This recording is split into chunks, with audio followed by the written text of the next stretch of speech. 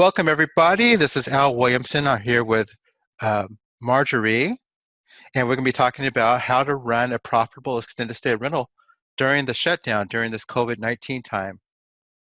So let's get right into it. We just got a small group right now. I imagine people are going to be piling on, but let's go ahead and go for it. So, Marjorie, you're about to discover how you can use a principle that's related to cash flow and that drives cash flow. So you can use that to your advantage. And once you know that principle, you're going to be able to focus on it, and it's just going to be screaming at you every time you see it. So I'm setting you up for that. And how you can dominate a piece, just a sliver of this $550 billion hotel industry, because that's what when you're thinking about going short-term rentals, you're kind of stepping into the hospitality industry. And would that a sliver of that 550 billion help you? Sure. Okay, good. And in a way, are you retired now? Are you working full No. time? You're right. Okay, well, I'm gonna Well, give you. I have my own business, and Okay, my husband will be retiring in a few years, so we're getting ready. perfect. Well, I'll give you a plan by the end of this that you can do it in 2 years. You can accelerate it, or at least you'll know. Add that to your list of ideas. That'd be good. And you're gonna like what I'm gonna share with you if you like consistent, recurring, passive income. If you like that, you're gonna like what I have to share. And if you're willing just to copy successful people, you don't have to reinvent everything. And a way you can fill a vacancy if you have one coming up, and you sure do. You got to fill a place, your Arizona place, right? Pretty Right. soon. Yeah. Okay. Now you're not going to like this at all if you're really, really, really super rich and comfortable and don't want to exert any effort. You're not going to like this. And if you don't enjoy serving people, because again, we're talking about the hospitality industry. So you gotta like people. You like people, Marjorie? I actually grew up in the hospitality business. Oh, so you know all about what I'm saying. You gotta have that mindset. Yep. Yeah.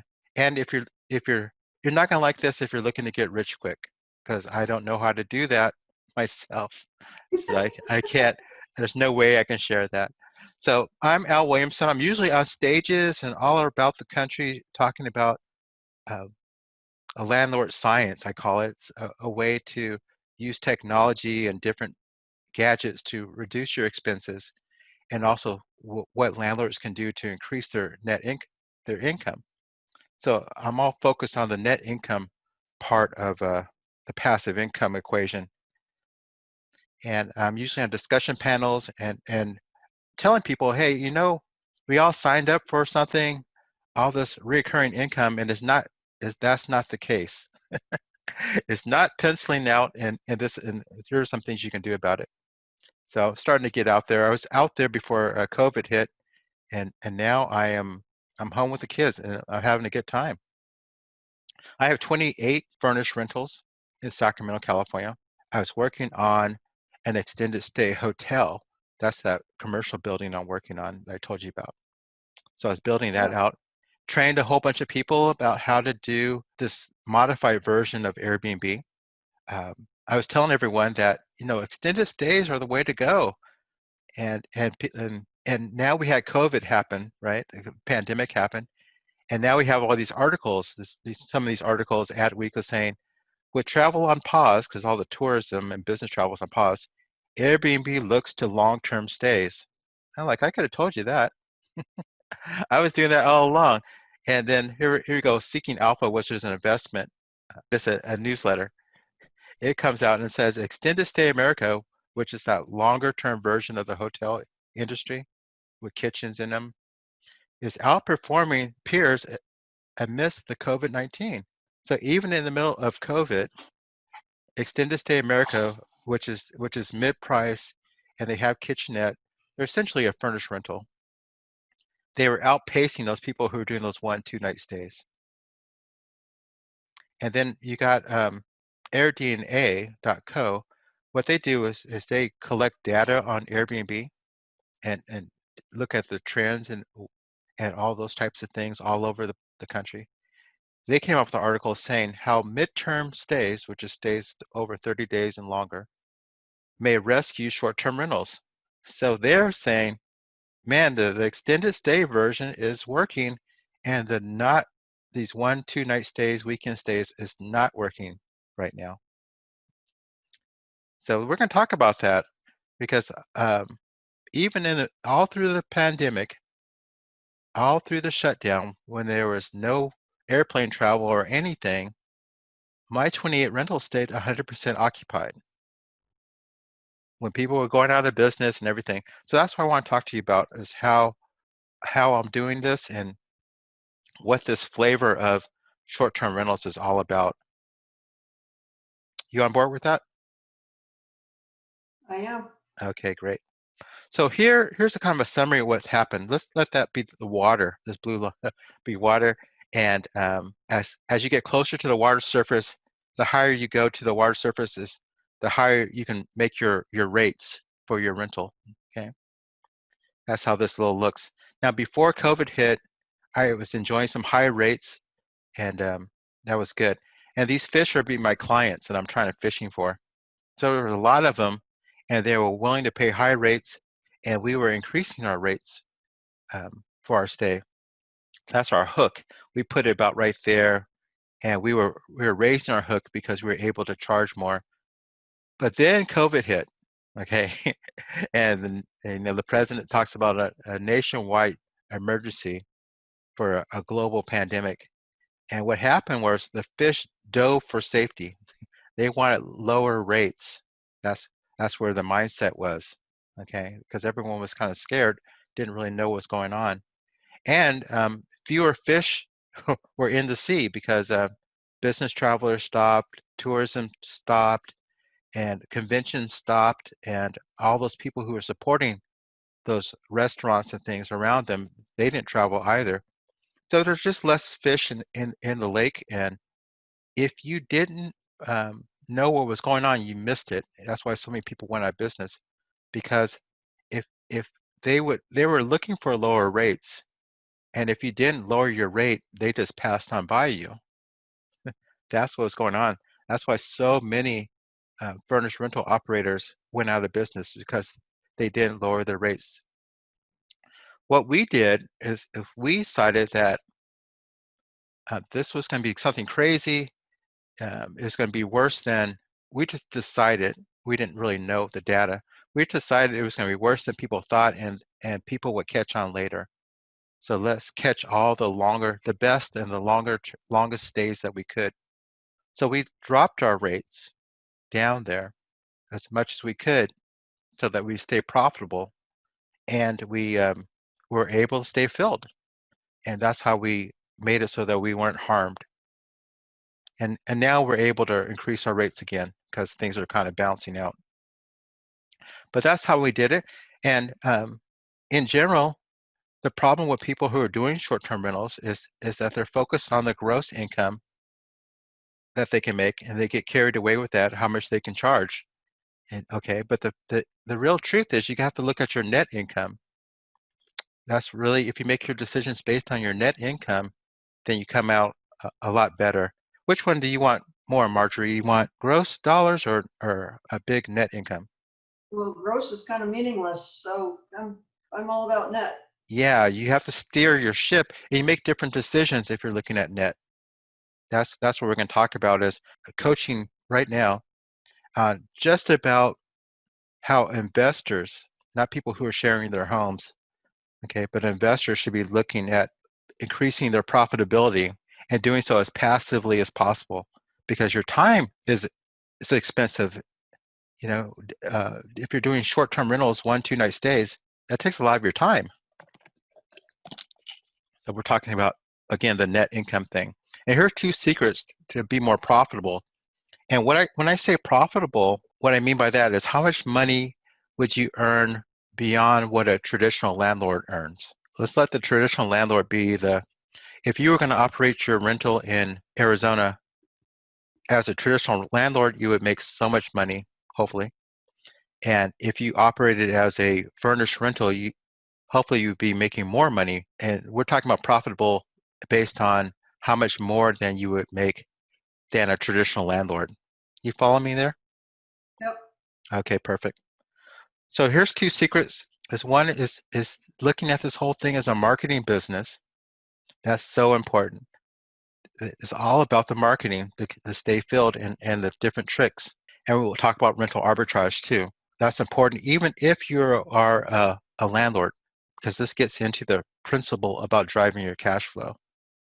All right, let's dive into this with secret number one. Hey, Marjorie, would you be kind of nervous if you furnished your place and no one showed up? You didn't get anyone asking you to book the place? Yeah, I guess it probably would. We'd like to have some people staying here. Yeah, absolutely. Absolutely. I bet that's important. That's what most people are afraid of. What if I invest all this money in sheets and coffee makers, big screen TVs and linens, and I have a bunch of vacancies? So let me tell you about what I figured out. I came up with some tactics. I shared it with Adam. He's the first one I was working with. He's in Tulsa. Adam was grew up in a small church, and he was the son of the pastor, and he was always doing well in school, and he was the first one to college. Then he got a master's degree. See, so everything was going well for him. He took his engineering degree and used it to flip houses and was making a lot of money and even teaching people about how to make money. And then 2008 came along. He was flipping houses and he just a little bit too overextended and he got wiped out. And he ended up sleeping in his car. And then he didn't want anyone to know, so he was embarrassed. So he didn't go back to his community. He just felt isolated, and that turned into depression. But he got some help out of that and got back house flipping again. But he was telling me that he started paying attention to his language. That's how he got out of it. He understood that ideas and language is really led to cash flow, and that helped him get out. So he started flipping homes again. But he realized that he was busy, but he wasn't profitable. He was making a big gross, but he was paying hard money lenders and everyone.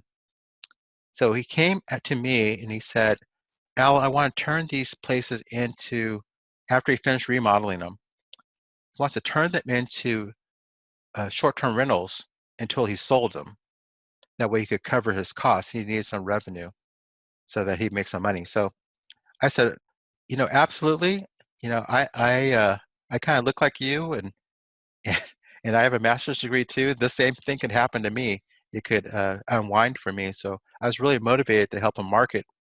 And how could we get him to fill his vacancies really quickly? So that was it. He wanted to feel successful. We came up with a strategy called Blitz and Pivot. And this is what it is. So most people, they think about Airbnb when they think about short-term rentals, right? And they think about vacation rentals. Is that what you're thinking? You're in a kind of a baby boomer or a snowbird area, aren't you? Well, it is. A lot of it is. It's also a big mountain bike area. There's a lot of spiritual stuff Okay. down here. It's quite a hub of Okay. activity. That's amazing. That's a great spot. But there's a lot of people will be looking to Airbnb to book your place. That's probably where they go because they come for a certain period of time or a certain event. But there's also different markets. There's military housing, and they need furnished rentals for longer periods of time because they're on those temporary assignments. And there's corporate housing when people come out to build a new Target or Walmart. There's a bunch of engineers that come out for two months at a time. IT professionals and things like that for corporate housing. Students, of course, they're there for 9 months, right? Typically for activities, but they need furnished housing, kind of a low-end furnished rentals. But there's also insurance housing. If you had a fire or a flood, have you ever had a fire or flood in one of your properties? I had a flood in our main home. Did That was no fun and took like 5 months to finally get it fixed, Yeah, right. we could still live there. We didn't need other housing, but I understand the situation for sure. Yeah, it was a lot. If you couldn't live there, the insurance company would be on the hook to find comparable housing for you. So that's what an insurance housing is about. They'll relocate you to a furnished rental, right? That's the situation there. There's medical housing. There's like three flavors of medical housing. There are medical students that travel for a month at a time between July and December every month. And anytime you see a teaching hospital, there's medical students traveling around. And then there's travel nurses and travel doctors. You see them, they're going to different hotspots for COVID. They rushed to New York, now they're rushing down to Florida, all these traveling medical professionals. They may be even rushing to Arizona so to take care of some of those things. So, and then there's families, when COVID's not around, there's families that's come out to support their loved ones going through um, different prolonged cancer treatments. So they need furnished housing too for months at a time. So there's lots of areas related to medical that need furnished rentals. Then there's this category called temp housing, where folks who sell their homes and they're waiting for their new home to be ready or looking for a new home, they need a place to stay. So they can stay at a hotel or a motel or a furnished rental, and the furnished rental is most affordable, most comfortable, so they're looking for furnished rentals. And there's international. Not much international going on right now, but when they come to the United States, they need furnished rentals. So what do you think of all these categories? That's pretty broad range of opportunities, don't you think? Yeah, actually, our realtor had somebody for us for the temp situation that you're just describing. Okay. He's on my case. Are you ready yet? Are you ready yet? Yes, absolutely. Absolutely. Well, since COVID happened, vacation rentals have kind of gone away. No one's really doing that right now. Hopefully it'll come back soon. But business travel has gone away. Um, a lot of employers are not sending their employees out for different assignments, and there's no conferences going on right now because there's no gatherings. A lot of students have left the dorms altogether, so student housing campuses are doing it by Zoom calls, like we're doing it. Remote learning's going on, and international travel is completely off. There's very few people coming to the United States right now. So that's what the market looks like as we speak today. But all you need is one of these categories to keep going. Like you were talking about, your realtor was talking about insurance housing, yeah? Or was he talking about temp housing where someone sold their home? Yeah, he's got someone buying a home and they Okay, need some temporary place. place to stay. Yeah, that's still going strong. That's one of the most Yep. lucrative categories for me is temp housing. I love it.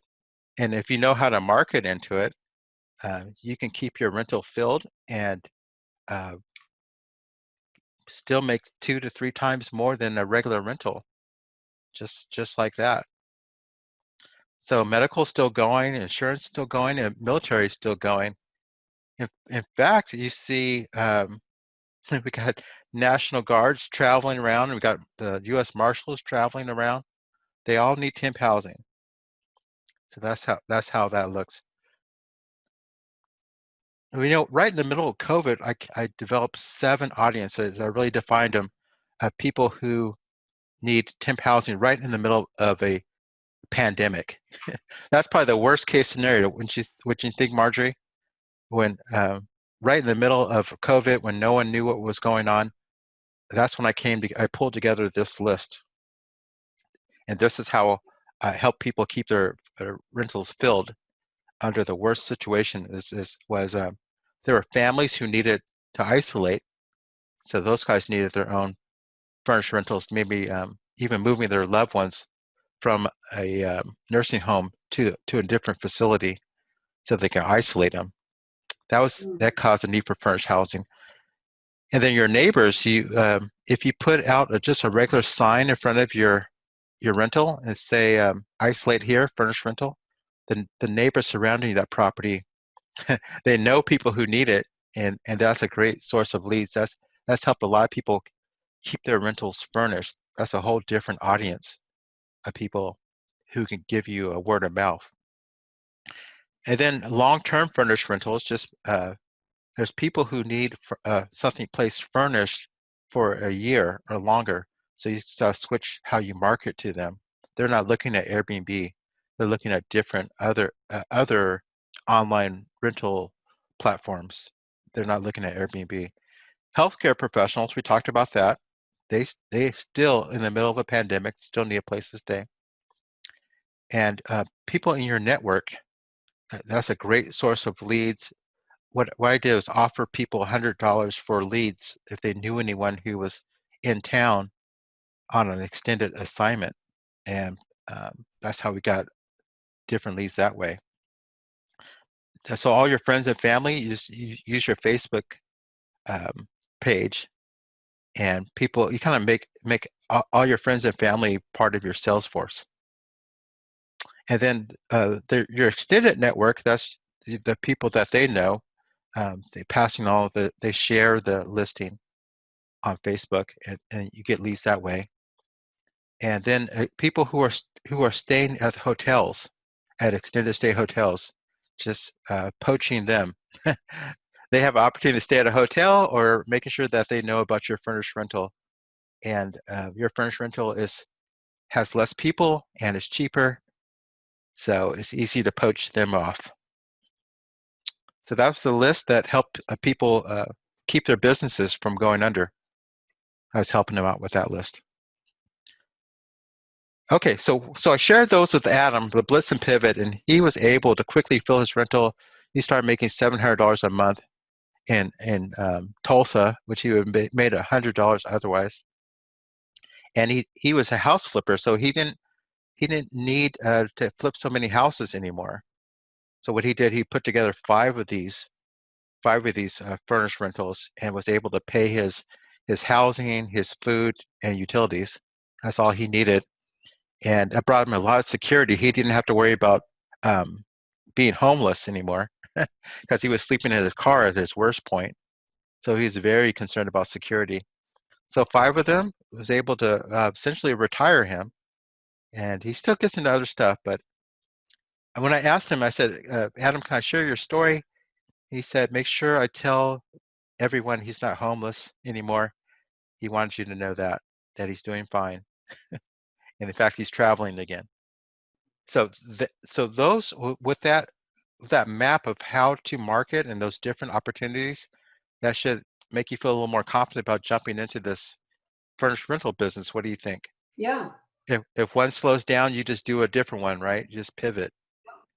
Yep, that's the name of the game. People who knew that stayed afloat. People who didn't, they went out of business. Okay, so the hindsight of that is the pivot between those 6 categories, and now add those 7 audiences. You can pivot between those 7 audiences. And if you can do that, then you can thrive even in the middle of a national emergency, where everything is influenced by the government and no one's traveling. Even then, your furnished rental business can still thrive if you have this information. So that's what's amazing. I was telling people before, hey, this is recession proof, but now it's recession proof and pandemic proof if you know how to maneuver. So it's been tested. And when I was staying 100% filled, I was afraid. I was kind of sheepish about telling people, because there are so many people upset about going out of business. But but I said I really need to share with people what's going on. So I started talking again. I stopped doing webinars for a while, because I was full, but small businesses are really having a hard time right now. So especially here in California, where we're going through another shutdown. Okay, let's talk about rental arbitrage. This is our second secret. Oftentimes, we grow up and we also strive for, owning property is the only way to do it, and which is a great way of building wealth. Absolutely, but there's some other options for you. And so right now we're going to talk to you about another option to add to your bag of tricks. Okay, which is called rental arbitrage. So with this is you get a house and you furnish it, and then you start, the house is from someone else, so you get it from a landlord, and you put your furnishings in it. You market it all over the place, like I showed you before, those 7 different audiences, and you blitz and pivot, and you get the difference between how much you bring in and how much you spend on expenses is all yours. So you don't have to own property, and you can do this over and over again as many times as you can stay organized. So you really can um, make money without having any money if you know how to do this. Here's a great summary I saw recently. It is kind of comparing this table. This compares um, short-term rentals with month-to-month rentals with long-term rentals. It's like a 3-way comparison. And there's a lot to cover here, but let's focus just on these categories here, where it says, like, if you're doing like a 1-2 night stays, you can make at a nice place, you can make like $180 a night. This is gross income, okay? And then if you're doing month-to-month rentals, it's going to be less. You can expect for this particular house $136 a night. And then if you're doing a year-long stay, it's much cheaper unfurnished rental, right? You can expect $98 a night sometimes at these nicer places. That's almost $3,000. It'd be a really nice place. Then it also, what I like about this is it shows how many hours of your time that you need to work. Okay, for this $184, you got to clock some hours, 30 to 40 hours. For this month-to-month rental is less than 5 hours a month. And then for long-term rentals, it could be maybe 1 hour to cash your check, okay, per month. But let's dig into this. Let's dig in and focus just on these 2 things, which is the rent that for short stays and for monthly stays and for long-term stays. Haven't lost you, have I, Marjorie? No, I'm Okay. here. Okay, great. So we see for a month-long stay, you can bring in $136 a night, and for a 1-year stay, if you do the math, it could break down to $98 a night. So the difference is $38. All right. Now, if I take 38 and times it by 30 days in a month, so this is the price per night times 30 days, 30 nights per month, we get this, 1,140. That's pretty good money. What do you think, Marjorie? Right? Yeah. So you're just playing the margins. You're buying something that's a long-term stay, a year-long stay, and you're selling it by the month. And there's a small margin per night, but when you add it all up, it's pretty big. It's a very sizable amount of money to make on a property you don't even own.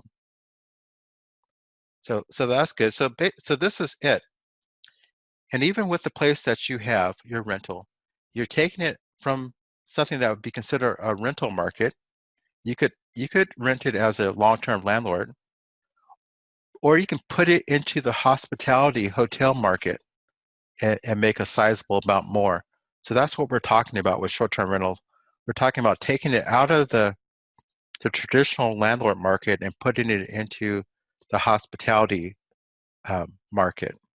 That's the whole thing right there, making that mental shift. So this is Rochelle. Let's do a quick case study. Also, let me check in. I'm gonna check in to see. Oh, we got a bunch more people. Hey, everybody. Let me make sure that everyone can talk. I'm gonna allow everyone to talk. Hey guys. Everyone should be unmuted now. You guys should all be able to unmute yourselves if you choose to. Greg, Aziza, Jason. Welcome, guys.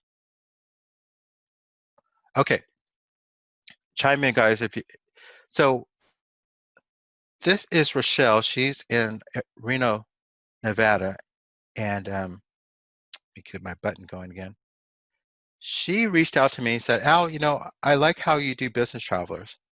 And she had a friend who was dying of cancer and had two little girls that Rochelle wanted to take care of.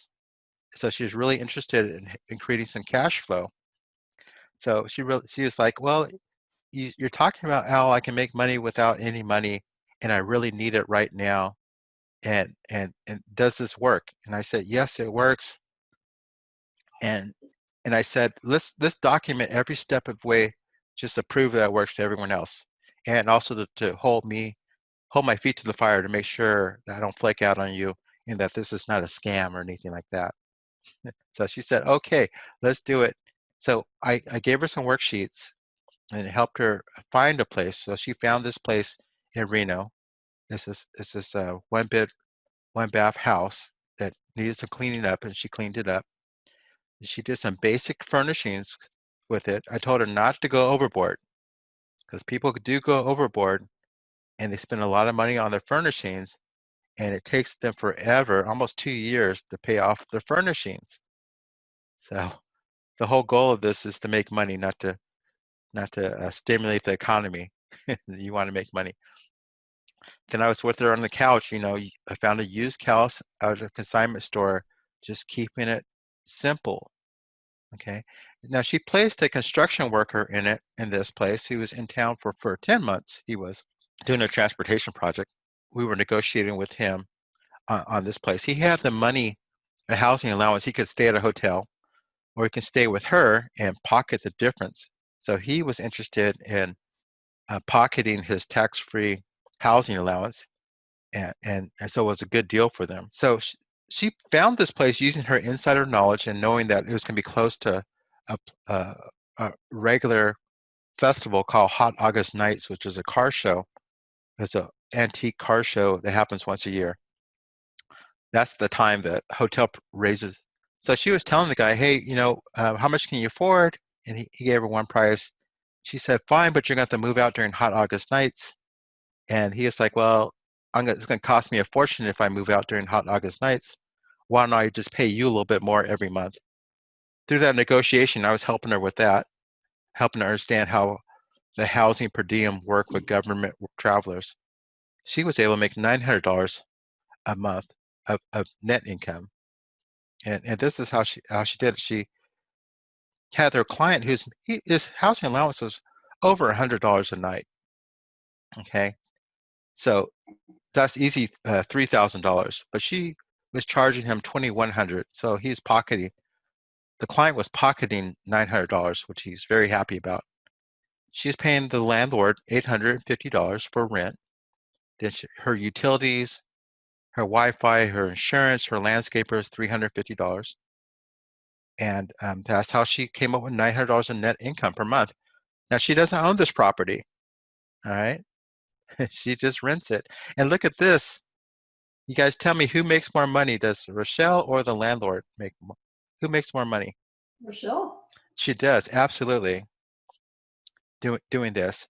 And she doesn't have any maintenance or anything like that to pay for. The water heater breaks, is all on the landlord. In fact, the landlord, let's say out of this 850, after he pays his taxes and mortgage, maybe even if he has a mortgage, let's say he has $400 left over.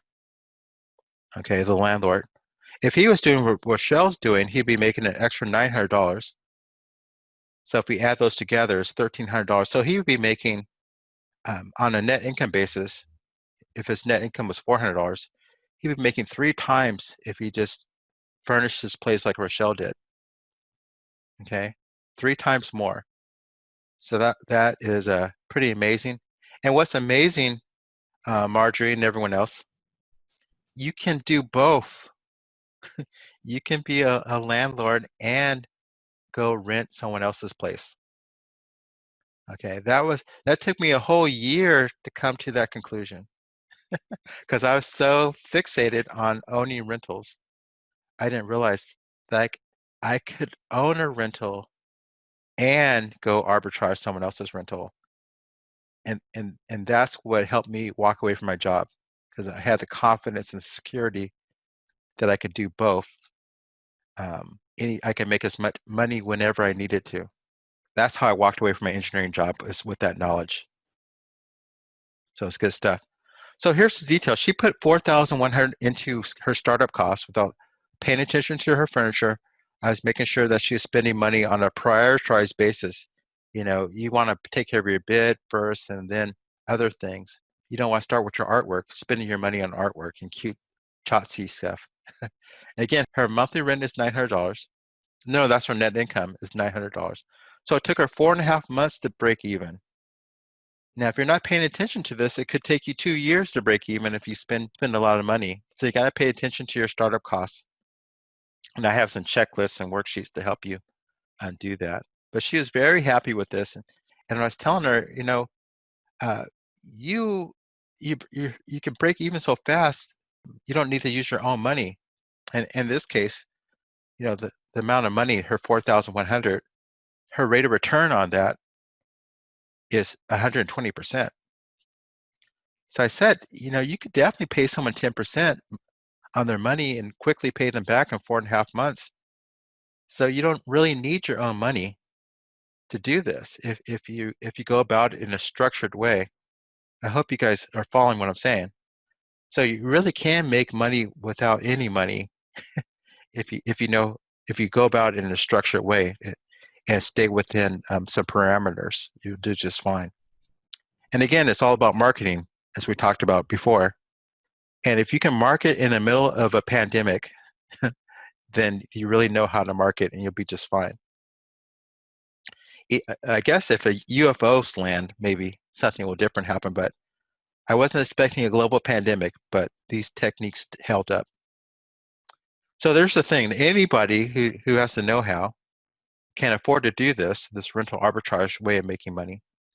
And again, even if you're a landlord, you can have your own furnished rental business and rent other people's places to make additional income. You're not limited. In fact, I have some arbitrages that are funding my kids' college accounts. That's the purpose of them. And I have some arbitrages that are paying for this mixed-use commercial building that I purchased and we're remodeling. So if you need more money, you go and get a rental arbitrage and you don't need your own money to do that. Is that good stuff?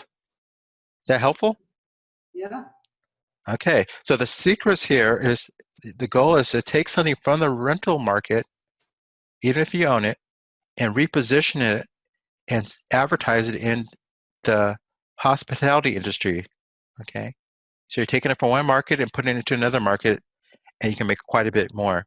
And use this techniques of marketing or arbitrage. Now, notice here, this gap, this amount of profit is not the same amount of profit. It's not all the profit that I can make. The hotels define the upper end of how much is possible to earn.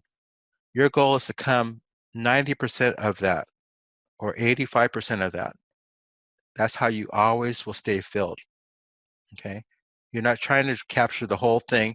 You're just trying to capture a portion of this profit margin or the difference between the two markets.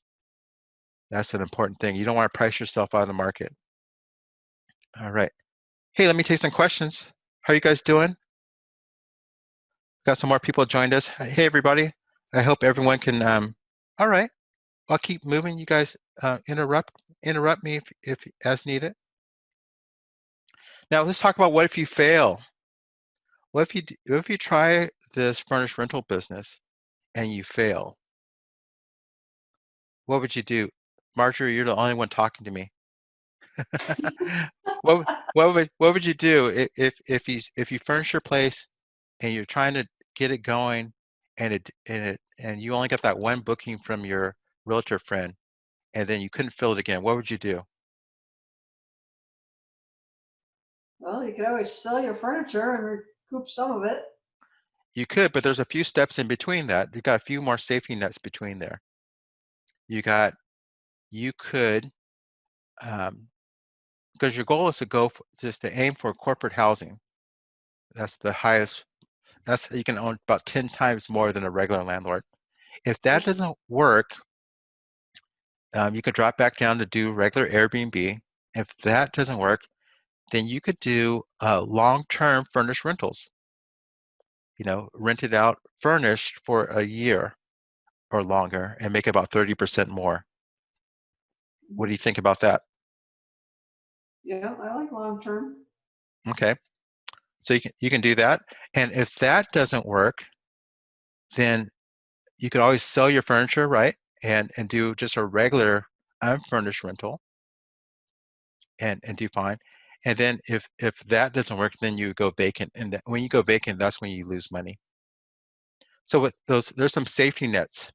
So there's so many safety nets that I think it's safer to do long-term furnished rentals than, I think it's safer to do short-term rentals, furnished rentals, than it is to do unfurnished rentals because you make so much more and Yeah. you have so many safety nets.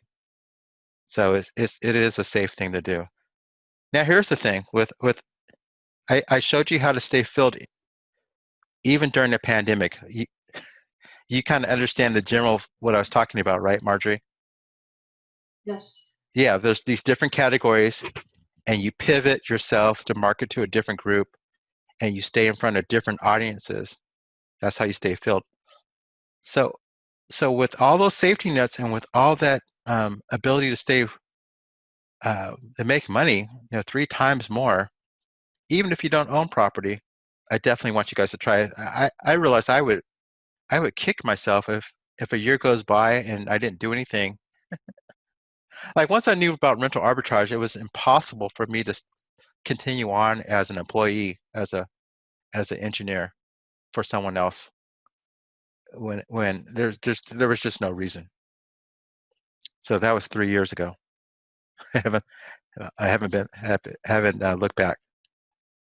Okay, so for people who are serious, I have a coaching and training program. Well, first of all, was that any value? Was that helpful? What I shared with you? I want to make sure I covered whatever you guys want to talk about. Yeah, if when you're talking about um, you know getting more into the hotel end of things at that level versus an Airbnb situation, are you advertising in particular ways to get these people, or are you using more of those, other 7 target Tactic? audiences Yeah. to fill up? All of the above. You're absolutely you got it. So what I do is I go to the same trainings that those hotels people go, sales staff go to, and I sit in the front row and I learn everything that they're doing. They may check the this with the city to see who won a particular contract for construction, and then they reach out to those businesses. That's one way of doing it.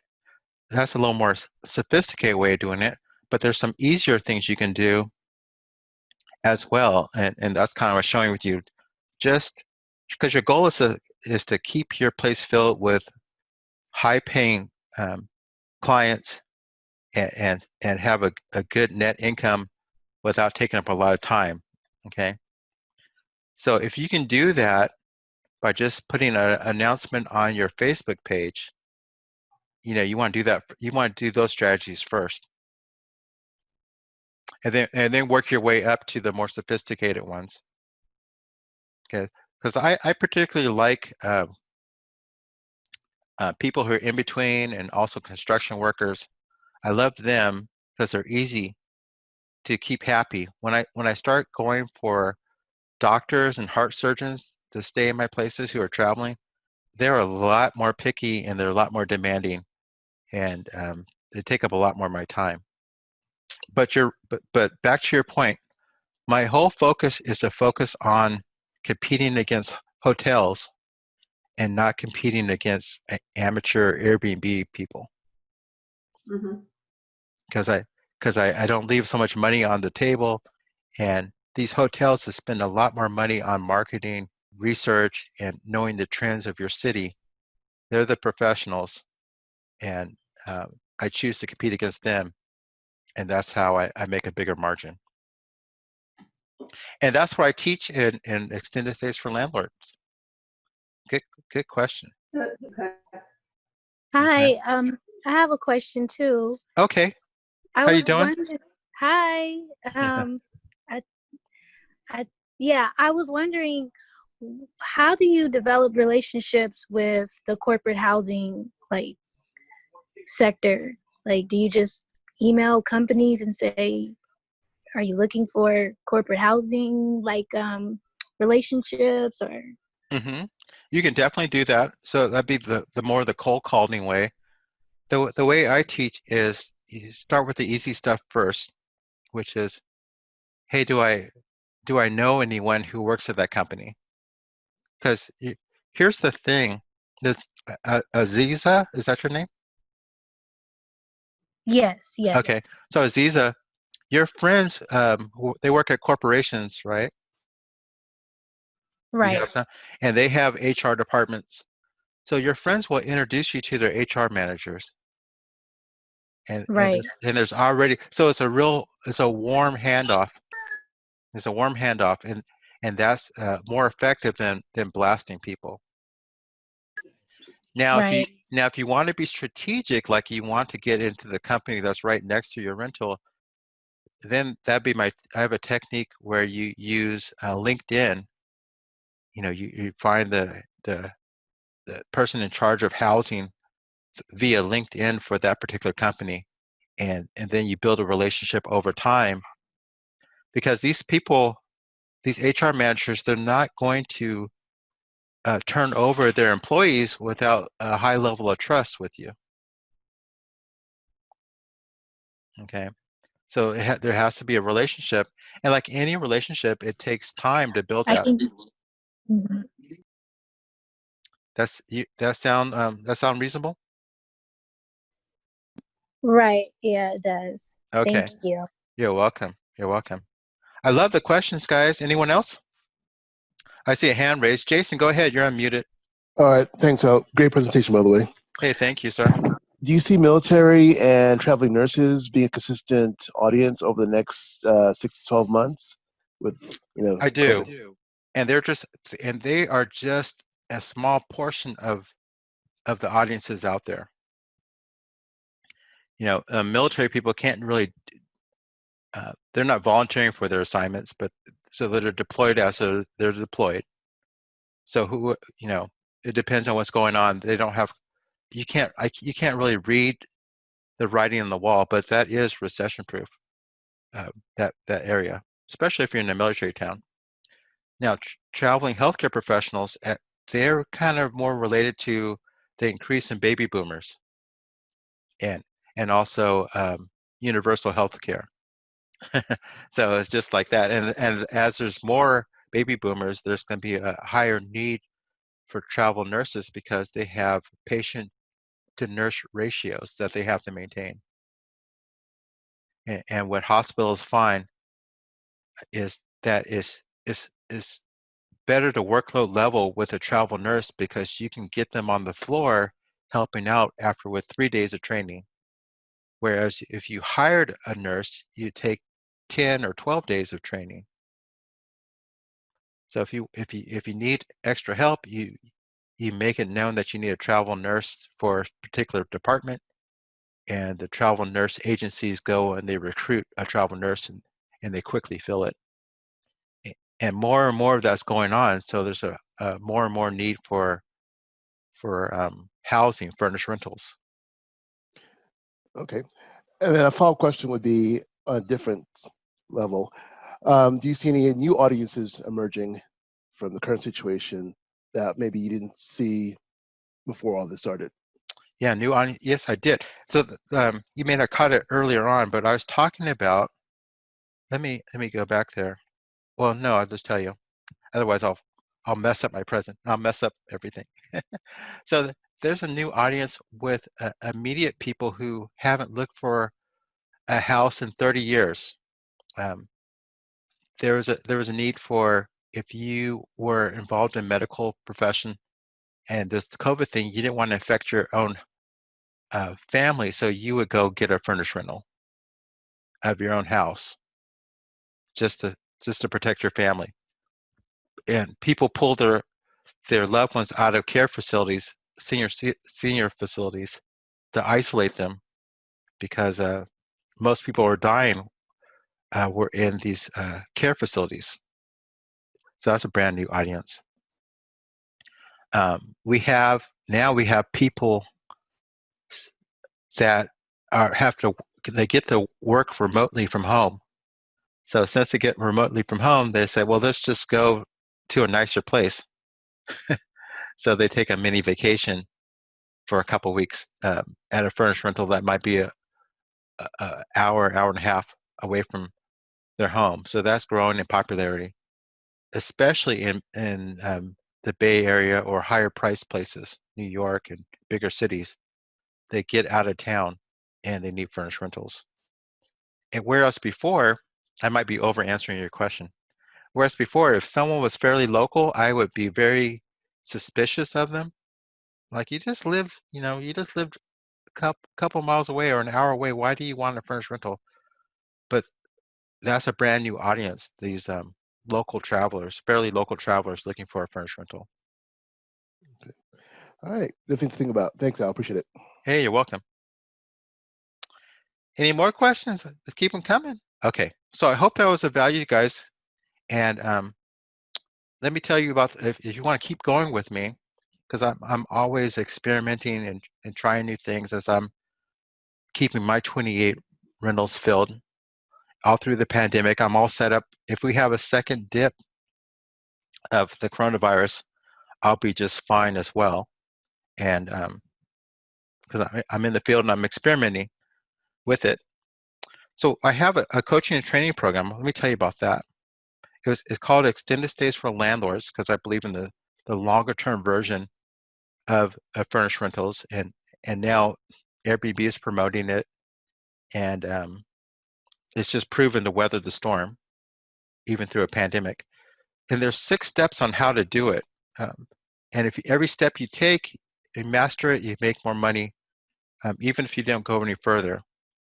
So step 1 is the overview, kind of understanding the whole industry, this whole traveling workforce that's growing. People know that you don't have to work out of a cubicle now. So it's more remote. And that's the same thing I did with Rochelle. I helped her understand there's a difference between tourists and travelers.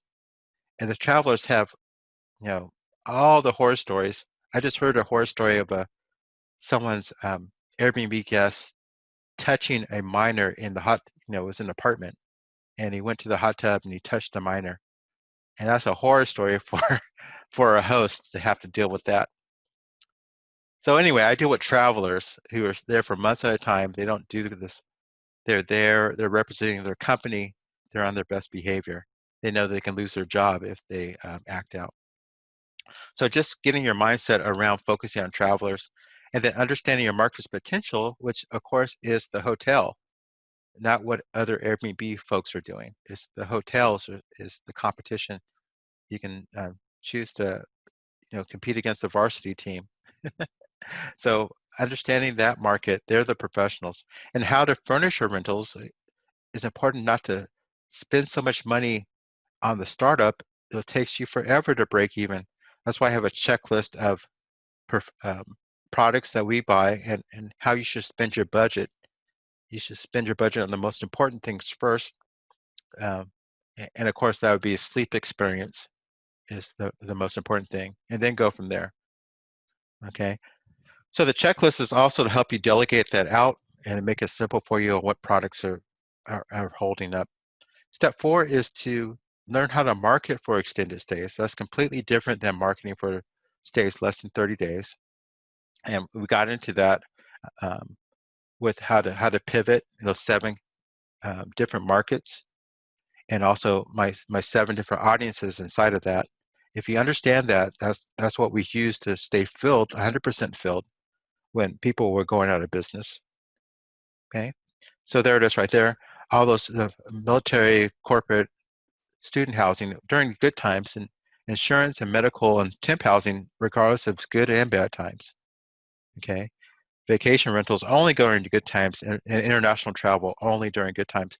But there's 7 audiences that you can target even in the worst times when there's no one traveling and the economy is completely shut down. You still can stay filled if with these tactics. Okay, and then if you how to transition, if you are a current Airbnb host, how to transition to longer term stays, how to get out of that day-to-day grind that takes up all your time. You can be a very profitable CEO, you absolutely can, or you can be a business owner and make the same money but not have all the tasks and have more free time. So that's the goal, is to own the system and not the job. Okay. And then I talk about how to get into traveling nurses, all the ins and outs, what they want, how to find them quickly, how to understand what their how to price your place so it's attractive to them. So I get into all of that. I've been renting directly to the hospitals since 2014. So I have a lot of experience there. And then rental arbitrage, all the ins and outs of that, what to say to people, the scripts, the worksheets that you can follow to find the right place so you don't get the wrong place, and checklists to help you do the follow along so you make progress. Okay, so all that's a value of 1,597, and you should be able to pay for that with your profits within a couple months. So it's uh, definitely worth that. And now I give you some bonuses to ensure you're going to be successful. So along with that 6 steps, I go, there's group coaching. We meet on Facebook, and you get to talk to people all over the country who are starting up and what they're doing and sharing ideas. That's why I keep my finger on the pulse of all over the country. Then you get unlimited email support with me. And so this is not a monthly thing or annual thing. This is you have a question, you send it to me, I quickly get back to you. And that goes year after year after year. Okay. And then I call it ninja training, which is one-on-one time with me. I go over your situation, get familiar with your situation, and we address whatever you need. If you need help raising money, we put together a pitch deck. If you have rent control issues in your town, we navigate that. How to manage your place, I show you my systems on how I manage 28 rentals so that you can just start there. You don't have to reinvent the wheel. So all that together is a value of $3,000. I typically help people make an additional $500 a month when we're working together. So 500 times 12, so over the year, that value of that time is a $3,000 value. And we've done this over and over again. Help people increase their income by more than $500 a month just with the consult.